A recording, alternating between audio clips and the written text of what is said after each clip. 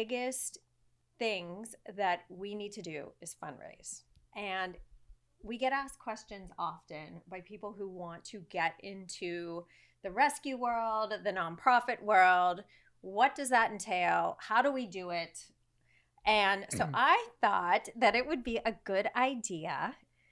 The thought is to do like a nonprofit's guide, like a handbook type thing, and call it a girlfriend's guide to nonprofit funding. And I know there's men involved in nonprofits, but humor me here because in our world, it is mostly women. So today we have one of our beloved board members sitting here. Her name is Stacey Kohl. Hello. Hello. Hello. And she is philanthropic to the nines with not just deity animal rescue, but she's heavily involved with different nonprofits, including Children's Action Network, Women's Alzheimer Movement, the Jewish Federation of Greater Los Angeles, Children's Hospital, the Holocaust Museum, as well as us. Every year, Stacey with her husband Larry plan and host the 2-day George Lopez Celebrity Golf Classic, which supports kidney health and organ donation. Every year, Lindsay and I are fortunate enough to be invited as guests and get to experience firsthand how Stacey's beautifully cultivated vision brings together a perfectly curated group of donors, influencers, celebrities, and good humans to raise lots of moolah for a wonderful cause. Stacey wears many different philanthropic hats, of which we are going to dive into. So excited to be sitting here with you, Stacey Kohl. Welcome to A Pawdcast. Hi, you guys. I love you both so much. Thank you so much. Thank you for having me. So excited to be here sitting in your beautiful home Aw. in Santa Monica with your sweet, sweet Hunter, who's Hunter baby. choosing to not lay with us for the moment, but hopefully he'll be come here soon. over later. Yes. So people always ask us how we met. Uh-oh. I always ask how Yeah. you met because I think it's such a fun story. Yeah. And it really set the foundation for your life path, which then became our life path together. So can you share how you guys met? Sure. I think Ellen maybe can start. Okay. I'm embarrassed already. It's I think it's 24 years. 24 years ago. Yeah. The year is 2000. The year Yes. is 2000. So it was 24 years ago. We were 2? No. We were 18. Yeah. Yeah. 24 years ago. It was October-ish. I had Yes. just moved to Los Angeles, California from Pittsburgh, Pennsylvania. And every morning I would go, I lived up in this like teeny tiny guest house, like 200 square feet guest house up in Beverly Hills off of Mulholland and near this little place called the Beverly Glen Center. And every morning, because I was like this neurotic little girl who was trying to figure out her life, I couldn't sleep. I would wake up early. It was beautiful up there. It was beautiful up there. It really was. I would wake up early and I would get up and go to the Starbucks at the Beverly Glen Center. Every morning, I would see this little girl who had this like toddler in tow. And I would see this, I think it was a Land Rover Discovery coming around the corner every morning around the same time. Over that bump. I'd see you bumping over the bump, over the speed bump. And in you would walk. And when I tell you, you knew everyone. You knew everyone at the outside tables. You knew everyone at the inside tables. You knew every single barista. It took you a half an hour to actually get to the counter to get your coffee. This is a lesson in why not to talk to strangers. Oh. You can't order your coffee in time. It's so true. But one morning, I was like, I'm new to LA. I have really no friends. And I see this girl who I'm like, think she needs to be my friend. So I came up to you and I just tapped you on the shoulder and I said, hi, my name is Ellen. I'm new to LA and I'm hoping you'll be my friend. You really did say that. She really did say that to me. And I looked at her. Very forward. I looked at her. At first, I was like, oh my gosh. But I looked at her and I said, what are you doing tomorrow night? I really did say that. And she said, nothing. Nothing. And I said, do you want to go to a Halloween party? Oh, the Halloween party. The Halloween party. And she said, okay. I'm like, I don't have a costume, but okay. And I said, okay, where do you live? And she gave me her address and I said, I'll pick you up at 7:00. And she said, okay. And I said, okay, bye. And She's like, we're done. this is really, really true. Yeah. And so that next night, I think I saw her the next day at Starbucks. That she day was of. like, hi, I'm really excited for the party. And I said, me too. I'll see you. And then tell the rest. Oh my gosh. So I'm Oh my like, God. it's like time and I'm like listening for a car to come down the road and I'm like peeking out around my gate of my little shoebox. And up comes this limousine. Don't know why I got a limousine. I was like, oh my God. And Stacey's in the back. Hi. You were dressed as the cutest red-haired go-go dancer. Yeah, I was a go-go dancer. And I remember at the time, I think I was going through a separation. I don't remember. Not yet. Not yet. I don't remember. I remember. was young and excited about this party. And Ellen was dressed as a sexy librarian or a school teacher. That's all I had. She was so beautiful. I had my black rimmed She didn't have to glasses. try very hard. I She didn't. looked perfect.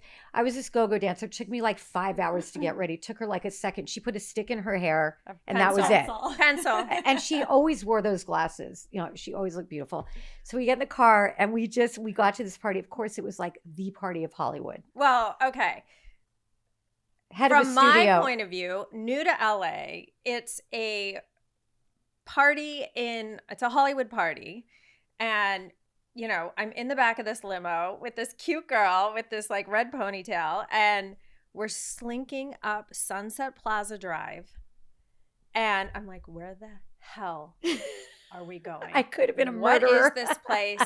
Welcome to LA. Like, I was like blown away. And we get there and we walk in and the first person like we see is, I think, George Clooney and my friend who's hosting the party is standing there or something like that.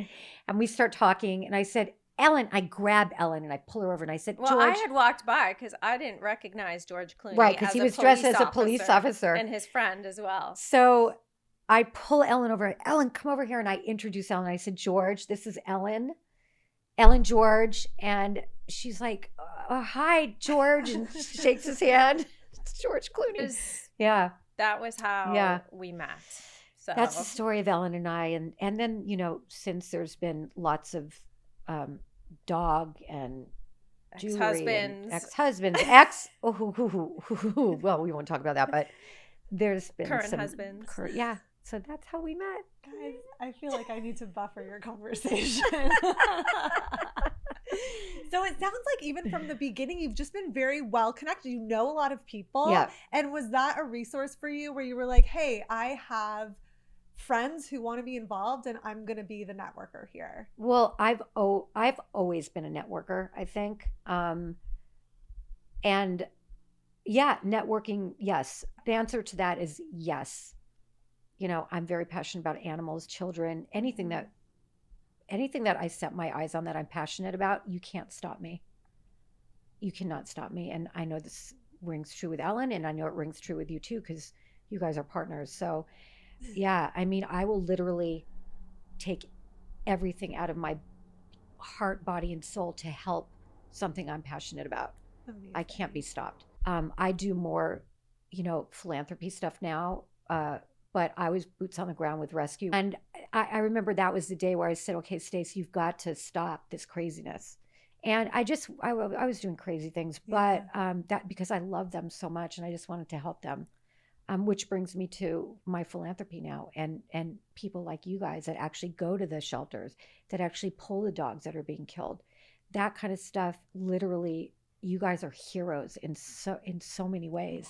Thank you. Thank You're our you. hero, though. We That- can't do it without the support of people like you. Well, I mean, I just, I'm grateful that I can do it the way I can, and I can fundraise. And that leads us to where we are now and how I can do it and why I do it. And Yeah. I would love to hear what your favorite parts of philanthropy are. Like, what the things that you do, some of the things that you do, some of the things that the committees that you sit on, that type of thing.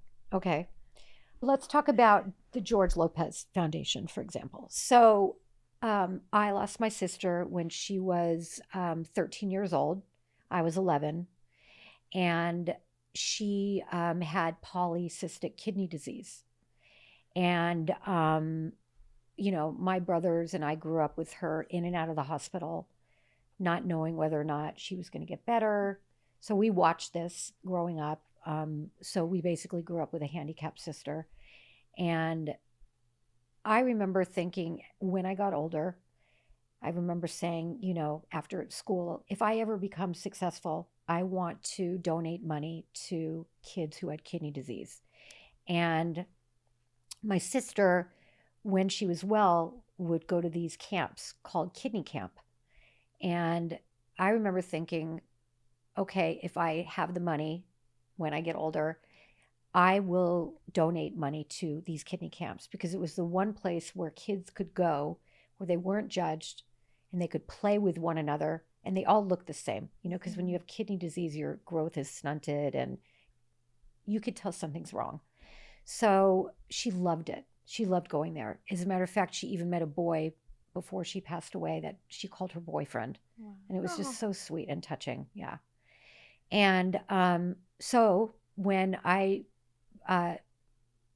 started my own children's clothing line, it became pretty successful. And I was at the point where I could donate some of my proceeds, Wow. So I looked up the Southern California Kidney Foundation, and I thought, I want to find who I can reach out to so I can donate part of my proceeds to these camps. And I found this amazing woman called Linda Small, who you remember. Love Linda. And she was the head director of this foundation. And I got in touch with her and I said, I want to donate 10% of all my proceeds to your foundation. And she said that would be great. And I remember we did this, Angelino magazine came out and did a big press party for me. And Kelly Wursler was there, and you came, Ellen. I was there. And Linda came, and we did a big party. And my proceeds went to the Southern California Kidney Foundation. And then it all went to the kidney camp. And then Linda had left that, and George Lopez had just gotten a kidney transplant from his wife, which was a big story. And Linda and I got together. She left the Southern California Kidney Foundation because they were no longer paying for the camps. They weren't supporting the camps anymore. I don't remember why exactly. So George started the foundation. Linda went with him. And then they asked me to come on and be the board. So that's how that happened. And then from then on, today's our, next, at the end of this month will be our 17th year. Wow. And my husband and I do a lot more than just 10%. And we fund the pre-party and we raise a lot of money. And I am so passionate about that. And if you want to talk about how I do that, a lot of my friends know where my passion comes from. And so if you have any questions about how I go about raising money for that, Definitely. shoot away. I would love to hear, because something that we run into as a nonprofit is that raising money is a business part of it that feels yucky. Like we don't want to step into it. And something I love about the way that you handle it is it becomes a social fun. You're raising money for a cause, but you're also enjoying yourself and being with people who are like-minded. And I would love to know more about how you made that connection and got like-minded people together. Yeah, that's the thing. First and foremost, you have to be passionate about what you're doing. Obviously, you guys are. I've never once ever done a fundraiser or even given money to something I'm not passionate about. You have to be authentic 100%. I have so many people asking me, do you want to be on the committee of this? Do you want to help with that? I will never go on a committee if I'm not passionate about it. I've helped so many committees, Children's Hospital, there's a million committees, foster kids, women's Alzheimer's, so many different committees that I'm incredibly passionate about for a reason. And that's when you have that passion, there's nothing stopping you. Mm-hmm. So, for example, for fundraising for animals, it's really easy. So what I do is obviously you can Google, I'm just going to bring this up for just an example. If you want to go to the celebrity route, okay, because that's always a good route because celebrities give you recognition, okay? So you can maybe Google perhaps what celebrities like animals or what celebrities have been to different animal events. Then you can Google that. Then you could look at perhaps if that celebrity's doing a movie at that time. You look at the movie studio that the celebrity's at. Then you could say, maybe we could go to that studio if the celebrity's doing something right at the moment. Maybe that studio can give a sponsorship since that celebrity's shooting right there, right now. Right. So, for example, if, say, I'll just bring up George Lopez, for example. If he's shooting like an HBO special, you call HBO and say, can we get a sponsorship because I'm doing something with George? And they'll say, well, of course, because George is doing so. So you have to like use your mind like that, you know? Yeah. Or, is that something that just came naturally to you or you kind of, it was on the job training? It's kind of on the job training, but once you go there, then you figure it all out. Yeah. Or for animals, you look at like, say, if there's a wine brand that uses, that an animal lover made, or a tequila brand that has an animal name in it, or, it's that kind of, you guys kind of get that, but you have to be very creative. But at the same time, if you hear about a new restaurant that's opened or a new beverage brand somebody's trying to, you call them and say, hey, I have a great promotion idea for you. We're doing this big event. Would you like to sponsor our event so your restaurant name could come, be aware we have this celebrity showing up. You have to kind of move and groove and I'll give you this. You barter with them, We are a nonprofit who is very social facing, and Instagram is our main platform for raising funds. We do have to establish a trustworthiness between our community and ourselves so that people can know that the money that they worked so hard for and they're donating to us is going to be put to good use. So how do you as a philanthropist find those organizations and feel confident raising funds for them? Yeah, that's the tricky thing. Yeah. I mean, it's hard for us too, because like Lindsay said, we're so passionate about what we do that the sadness almost for us is having to the only way we can succeed is if we are funded, if these animals are funded. Yeah. So that takes us to ask for money. And that's so uncomfortable for us, which is why, we rely on you and our other donors to just kind of do what you guys do. But it's not an easy ask. Yeah, I mean, it doesn't feel natural for us. What you guys do is really lovely. I love what you guys do. I love your Instagram. I think it's great when you post things about what you're doing. Thank you. That's really important. So I'm glad you brought that up, because this gives us the opportunity to kind of put that out there in the universe, that there is no dollar that gets sent our way that we don't appreciate, and that we don't just, I know you do. Yeah. I mean, and for us too, like, authenticity is such a big thing. And we do try, and every day on, that we're doing this, we are authentic. We just don't know any other way to be in life. especially when it comes to the animals. They see, for you, it's different because they see what you're doing on Instagram. And I try. They see you guys boots on the ground. That's a important different to thing. me. It's very important. And I think everybody who does donate to you guys see that. And even if like it's a Good day point. where we're so busy running like literally They dogs see you, around, I will try and put something on Instagram thanking every Yeah. one of you who has donated towards the better health of this dog. Yeah. So if nothing else, we do try and do that. I think when you're trying to like do a fundraiser, there's a couple of things I learned throughout my process. So I was just doing a fundraiser that actually didn't end up happening. I was doing it for women's Alzheimer's. I have a dear friend who's 59 years old who has early onset. Horrible. She's one of my best friends. Oh, I'm so sorry. And she's absolutely beautiful girl. And so another passion project for me. And so I've been involved with women's Alzheimer's movement for that reason, but for other reasons too. And so this was a event that I started to put on with a very close girlfriend of mine, Nancy, who you know. And so I started from the ground. There had never, this was like our inaugural event here in LA. And so we said to ourselves, okay, we would like to make X amount of money. It's our inaugural event. Here we go. And it was just the two of us. And she's in New York and I'm in LA. And we already knew, okay, she and I were going to put a certain amount of money in. So we have that amount of money. So we had to get a venue. We had to find a venue.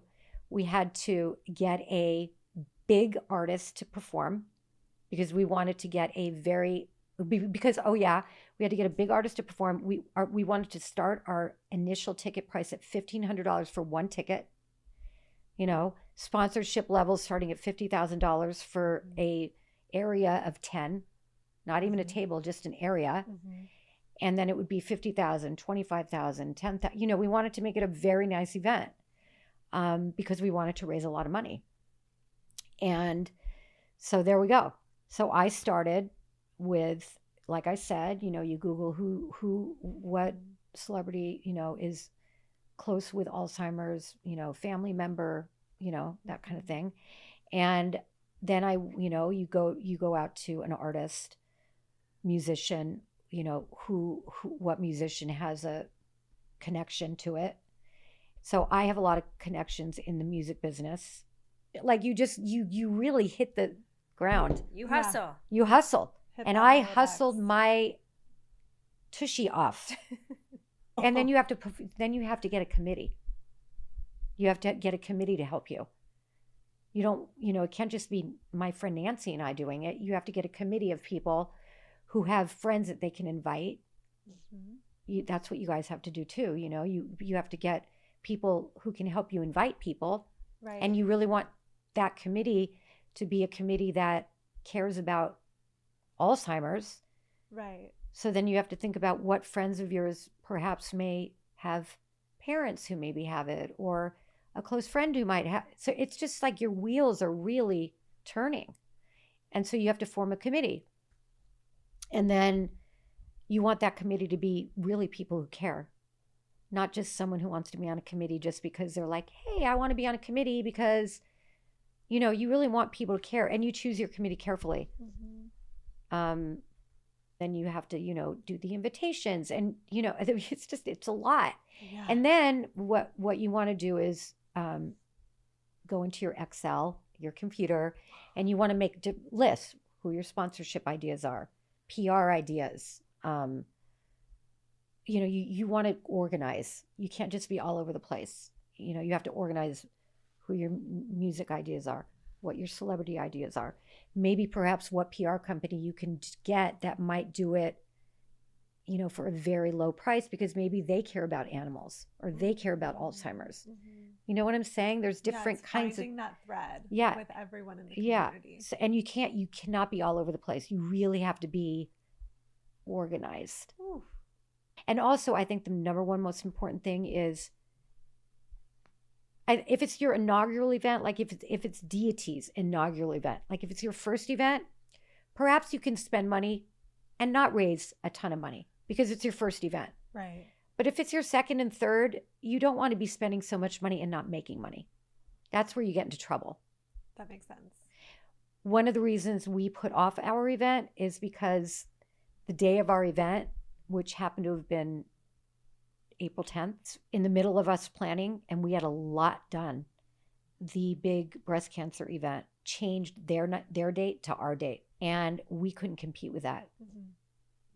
That makes sense. Because it was a crossover event where a lot of people that were coming to ours were going to theirs, Also and passionate. that's such an important, amazing event that we didn't want to compete with it because it's such an important event.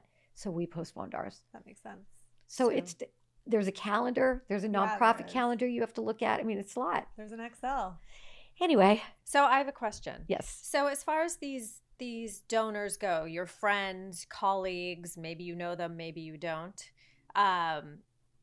Do you reach out to them on your own? Yeah. Okay. On my own, I do it directly. I do it by email. So is there some kind of an equation that you use for the events? Like, okay, this is the amount of money that we think we're going to have you to have put a budget. in, and then this is You tell what the we people what want your to- budget is. But I imagine that through asking so many people, you have got to knows quite a bit. Oh, yeah. Like, I got how- a ton of no's. Is that just something that you're comfortable with? You know that asking is, Oh, yeah. there's no harm in asking. No, there's no harm in asking. I mean, how many times have you heard all these people say the best achievement in the world is failure, is getting a no? I, for one, would never be the person I am today if I didn't get a hell of a lot of no's. I love no. I love the word no. Yeah, and you take it so well, I too. do. I like to use the word no, but I don't like to get the word no. Yeah. Well, This is true. I especially love the word no. And then 20 years later, 30 years later, I love to see those people with the no's and be like, oh, hey. Oh, hey, remember when it was Hey. a no? Remember when Yeah. Julie Roberts, like, big mistake. A big mistake. Big mistake. That's my favorite. She's like, don't Yeah. you work on commission? Oh, yeah. Big mistake. Big mistake. Yeah, I love that. So sometimes if, say, like in the beginning, I want to raise like $350,000 for an event. And then the musician comes back and says, okay, we'll do this for $100,000. But we have, our budget set for $75,000 for the musician. Then we have to go back and say, okay, can we do this? Even though our budget says $75,000. Sometimes we'll think, okay, should we take one of the appetizers down in the dinner, or can we take something down? We'll look at the budget and see what we could take away. Mm-hmm. You have to play. Right, because you know that having that artist there Is really gonna important. have a huge impact on Yeah. the morale and who Of shows the evening. up. And, Yeah. You know what's crazy? Can I tell you? Now, before you used to get a speaker that would come Uh-huh. just to speak. That would be free because they want to, push their book, or they Sure. want to just show up and talk. Now speakers cost money. Oh. When you see a celebrity come and like you give them an award or something, they're charging now. For the award, to receive the award? Yep. Wow. Don't they know that we're just little nonprofits just trying to We're get just by? doing our best.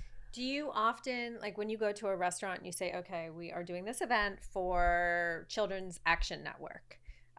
Children's Action Network's the best. That's a charity for foster kids, especially for foster kids who have grown out of foster care. You know what happens to foster kids that grow out of foster care? Bye. You're on your own. Oh, just Yeah. float? Yep. See ya. Wow. And suddenly they're left with nothing. yeah. So that's what I love about Children's Action Network. And we do this great event. They do a great event called Wine, Women, and Shoes every year. I think went you've with gone. you once. That's so Yeah. much fun. They get restaurants that are great to donate food. They have vendors that sell there. I love that event. So I that go was my every year. question. At a level like that, or for Mhm. a cause like that, it just depends on each individual vendor. If that's something that they're passionate about, then you'll get things for free or majorly discounted. Yeah. price. That's a really fun event. And the restaurants do it for free. And the wine, the vineyards come and give wine for free, and people can come. And I love that event. I go every year. That's really, I'm very passionate about foster kids that just grow out of foster care and they have literally nothing. Yeah. You know, these kids are 18 and then you're on your own. I think that it's so interesting because you really do, you start with a passion. Yeah. And it goes to show that you can be involved. Like anybody can be involved. If you're a go-getter, if you're someone who's okay hearing no, you could be involved. Yeah. You could help this organization. You don't have to be starting a dog rescue nonprofit to make an impact. I think that's a really big takeaway. Yeah. And That's also, amazing. I don't take things personally. I don't think you can get on the phone or fundraise or get involved if you take things personally.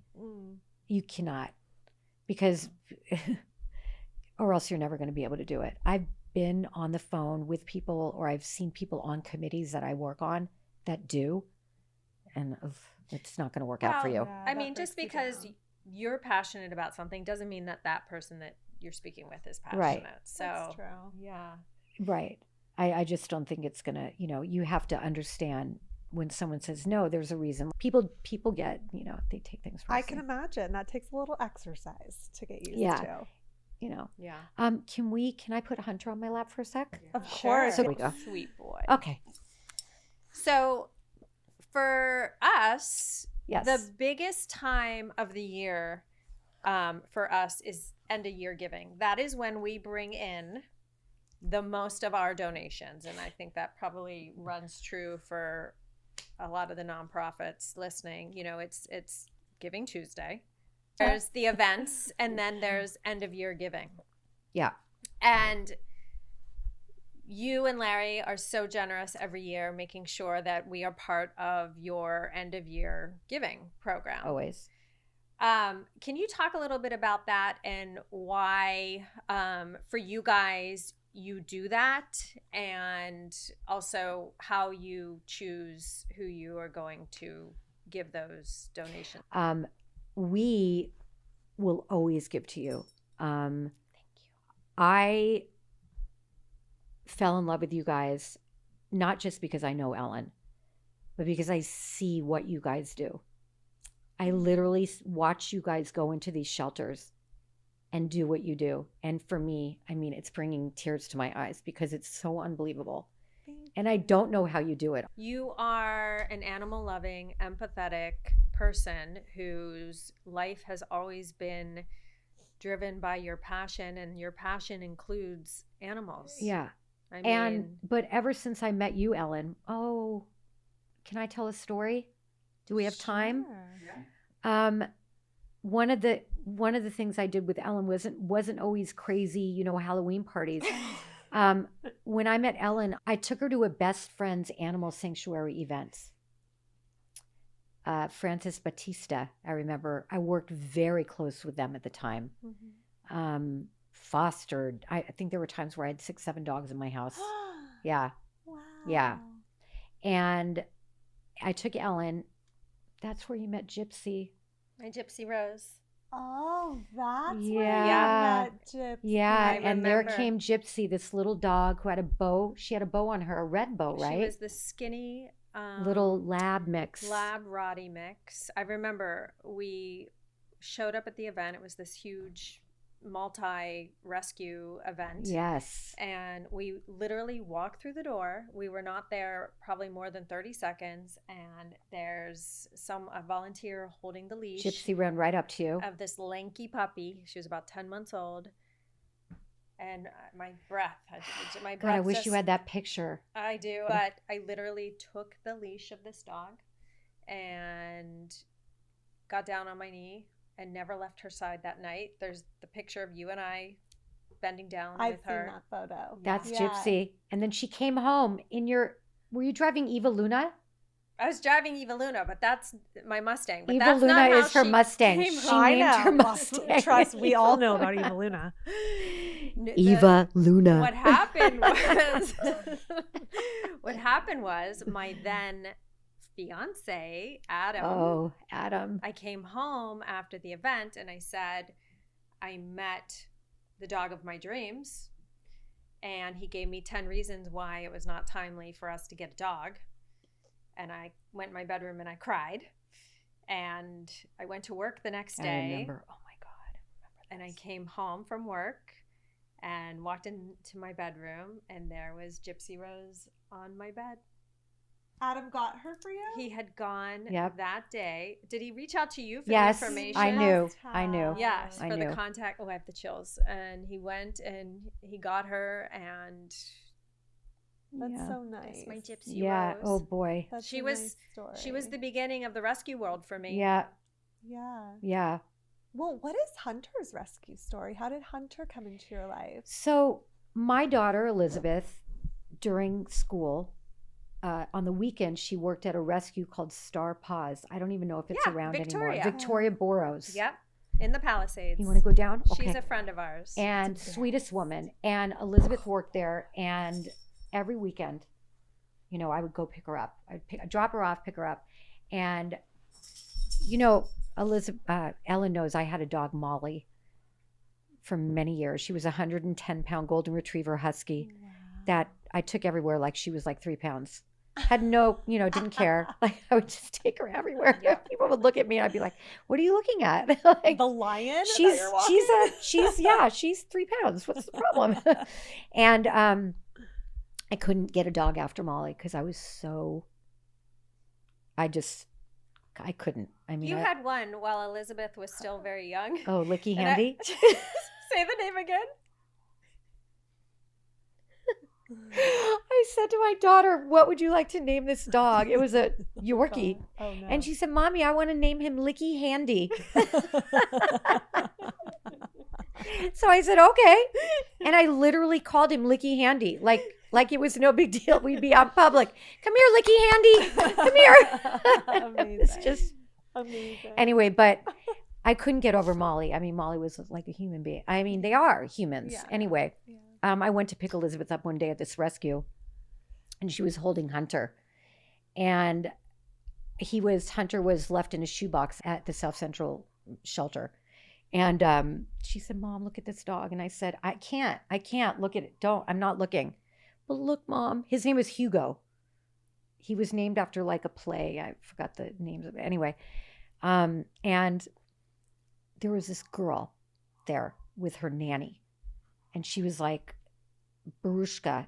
Who's that in the play? Charlie and the Chocolate Factory? "I want that pony." Oh, yeah. She was the blue one. Violet. No, the one that said, "I want that Violet. pony now." But Violet. Daddy, I want Daddy. it now. So she was like, "I want that dog and I want it now." And the nanny's like, "Honey, are you sure that one?" She said, "That one.